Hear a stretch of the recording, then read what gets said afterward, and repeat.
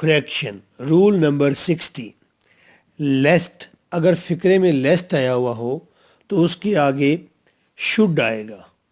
आगे कहीं भी जहाँ जगह बनती हो शुड लगाना है, कुछ और नहीं लगाना। अमूमन एग्जामिनर में लगा के देता है, उसे कन्वर्ट करना है शुड में। एग्जाम्पल देखिए, he works hard lest he may fail dot. He works hard lest he may को चेंज करेंगे शुड में।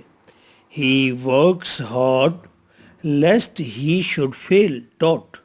वो सख्त मेहनत करता है, कहीं ऐसा ना हो कि वो फेल हो जाए।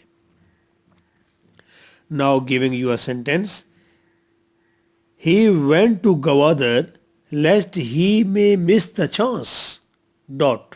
करेक्ट करें, कमेंट में लिखिए।